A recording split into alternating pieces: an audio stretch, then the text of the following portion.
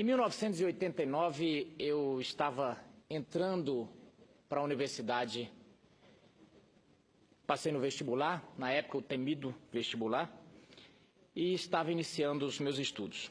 Era uma época de sonhos, era uma época em que praticamente quase todos os estudantes das universidades brasileiras estavam imbuídos num projeto de mudança desse país. Nossa estrela a ser seguida, nosso líder, vamos dizer assim, se chamava Luiz Inácio Lula da Silva. Me lembro da música, posteriormente, que era cantada quase como se fosse um hino, Lula lá. Esse projeto de poder que o Partido dos Trabalhadores construía, esse sonho, ele cresceu. E aquilo a gente defendia como se fosse uma religião até. Chegou-se ao poder aquele projeto. Aquele sonho de mudar o Brasil, aquele sonho de colocar o Brasil, não sabíamos nós que era calcado mais ou menos, era um arremedo do projeto do Lênin, do projeto de Stalin, um projeto cujo original não tinha dado certo. Era um projeto de que ele não deu certo e não dá certo porque ele nasce torto. E infelizmente, eu digo isso aqui e não falo com alegria, porque eu fui um dos que sonhei esse sonho junto. Mas, infelizmente, o que o presidente Lula nos dizia, o que o presidente Lula dizia a todo o Brasil não era verdade. Não estava calcada na verdade. Quantas vezes ele chamou e disse que aqui esse legislativo brasileiro era composto de picaretas. Falou que ali tinha 300 picaretas. Ele era um parlamentar, senador Ferraço, que quantas vezes vi entrevista dele dizendo, demonizando até essa verba que tem para os parlamentares trabalhar, ele era contra. Tamanha era a santidade, a aura de santidade que ele se coroou para chegar ao poder. Foi isso que o presidente Lula vendeu. Quem é responsável pela ascensão e queda, pelo sucesso e declínio dele, foi ele. O presidente Lula construiu a sua trajetória, a sua ascensão com suas palavras, com seu discurso, e construiu seu declínio com seu discurso e com seus atos. Vestiu a farda da Marinha. E é bom que se diga que alguém que se veste de branco tem que passar longe da lama. O discurso foi sempre de apontar o dedo. É bom que se diga isso, porque nesse momento tenta-se passar que a oposição ou que a parte da imprensa tenta desconstruir o presidente Lula. Isso não é uma verdade. Não tem pessoa que foi mais querida e mais apulpada, vamos dizer assim, pelos meios de comunicação. E agora há pouco eu via o Twitter de alguns dos mais renomados comunicadores desse país, sentidos e, de certa forma, até fazendo uma defesa, porque o presidente Lula, o ex-presidente Lula, ainda goza do carinho. O Brasil está com a democracia sólida como nunca teve. Um momento de ebulição da democracia, porque as instituições estão funcionando de forma ordeira, de forma serena e de forma muito alicerçado nos pilares legais construídos por essa casa, pilares legais que o ex-presidente Lula, como parlamentar, ajudou a construir. Pilares legais evocados em muitos momentos pelo Partido dos Trabalhadores e por seus membros. Agora, a única coisa, e é bom que a gente deixe essa história do tamanho que ela é, a única coisa que está acontecendo aqui é que houve uma dissonância, houve uma quebra entre o discurso e a prática. Esse é o problema.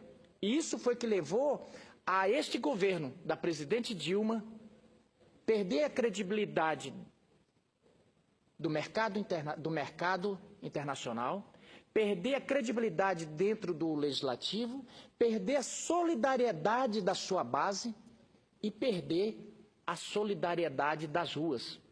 Esse governo, quando ele começa lá em 2002,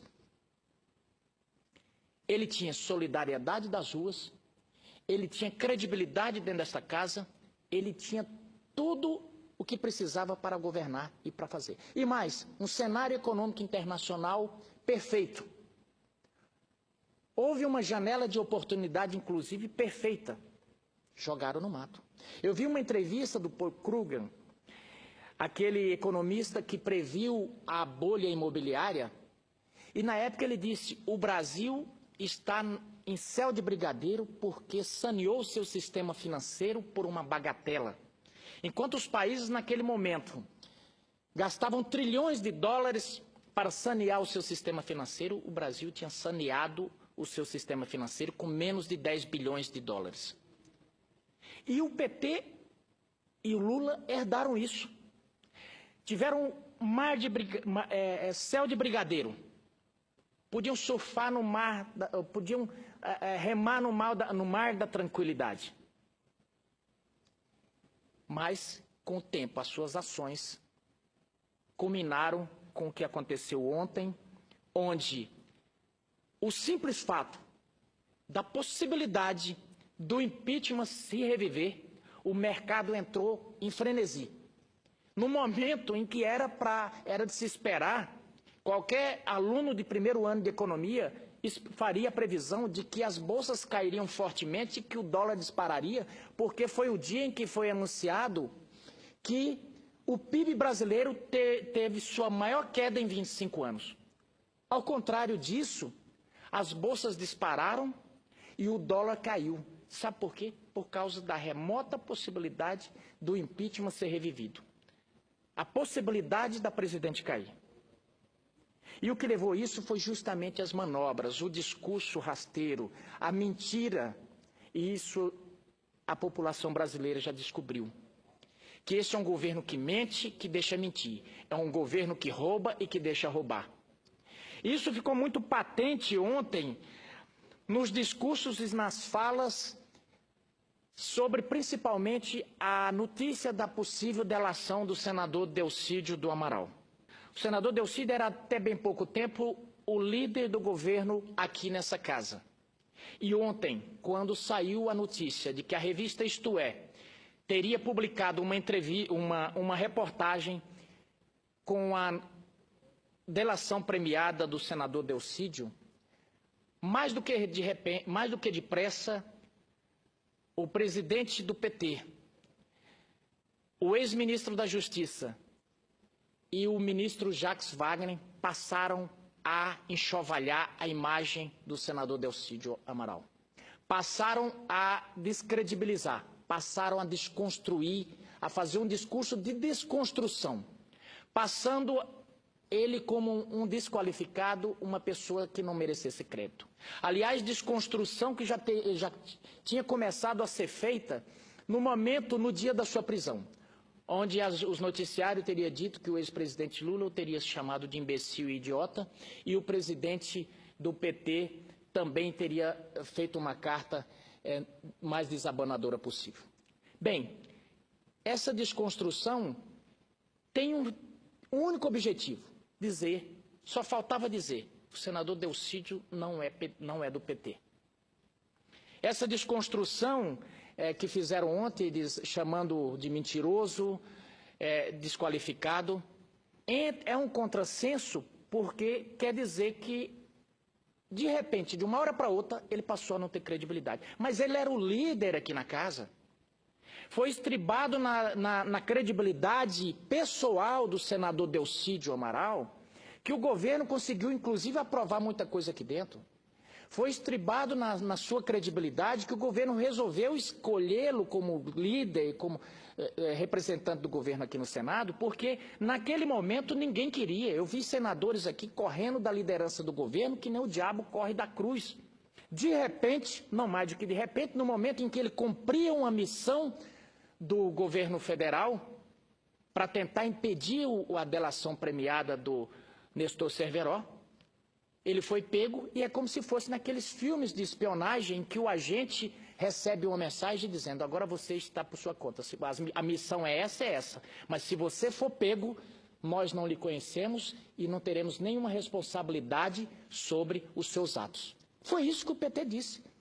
Foi isso que a carta que o presidente Rui Falcão escreveu. Não temos nenhuma responsabilidade, ele agiu de forma unilateral e por sua única e exclusiva responsabilidade. Há quem quer enganar. Não existe, hoje, com o cabedal de informação que a população tem acesso, a população faz análise. E é justamente essas manobras, essas coisas mentirosas. E ontem, de repente, vieram dizer, olha, é só poeira e materialidade nenhuma. O outro disse que ele mentia. Veio uma senadora aqui tentar começar a construir um alicerce para descredibilizar. Mas não adianta.